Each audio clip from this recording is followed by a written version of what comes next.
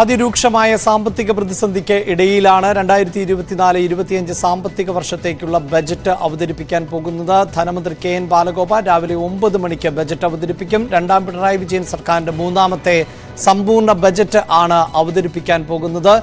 ലോക്സഭാ തെരഞ്ഞെടുപ്പ് പടിവാതിക്കൽ എത്തി നിൽക്കുന്ന സാഹചര്യത്തിൽ പ്രഖ്യാപനങ്ങൾ ഉണ്ടാകുമോ? അധിക വരുമാനത്തിന് എന്തൊക്കെയായിരിക്കും മാർഗങ്ങൾ എന്നതാണ് ഉറ്റുനോക്കുന്നത്. ഞങ്ങളുടെ വിവിധ റിപ്പോർട്ടർമാർ, അതോടൊപ്പം തന്നെ അതിഥികൾ ഒപ്പം ചേരുന്നുണ്ട്. ഒപ്പം മറ്റു ചില ബജറ്റുമായി ബന്ധപ്പെട്ട വാർത്തകളിലേക്ക് കൂടി. മദ്യത്തിൽ നിന്നും വരുമാനം ഉണ്ടാക്കാൻ മുൻ ബജറ്റുകളിൽ പ്രഖ്യാപിച്ച പദ്ധതികൾ ഫയലുകളിൽ ഉറങ്ങുമ്പോൾ കഴിഞ്ഞ വർഷം മാത്രം മദ്യവിൽപ്പനയിലൂടെ സർക്കാർ ഖജനാവിലേക്ക് എത്തിയത് 18,500 കോടി രൂപയാണ്. IT വ്യവസായ പാർക്കുകളിൽ മദ്യശാലകൾ ആരംഭിക്കും എന്ന പ്രഖ്യാപനം പാഴ്വാക്കായി.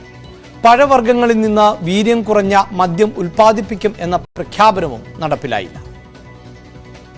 വീര്യം കുറഞ്ഞ മദ്യം ഉൽപാദനം, സ്പിരിറ്റ് ഉൽപാദനം, ബെവറേജസ് ഔട്ട്ലെറ്റുകളുടെ നവീകരണം തുടങ്ങി മദ്യവ്യവസായത്തെ ലക്ഷ്യം വെച്ചുകൊണ്ട് പ്രഖ്യാപനങ്ങൾ ഏറെയുണ്ടായിരുന്നു കഴിഞ്ഞ ബജറ്റിൽ. പക്ഷേ വാഗ്ദാനങ്ങൾ പ്രഖ്യാപനങ്ങളിൽ മാത്രം ഒതുങ്ങിയെന്നതാണ് വസ്തുത.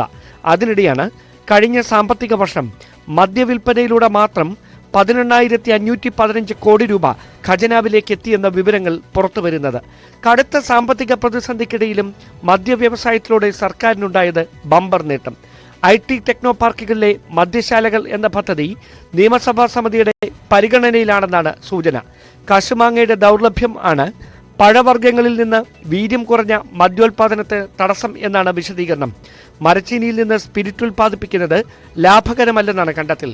മദ്യവിൽപ്പനയിലൂടെ ആകെ ലഭിച്ച വരുമാനത്തിൽ 16,000 കോടി രൂപ നികുതി ഇനത്തിൽ ആണെന്നാണ് വിലയിരുത്തൽ.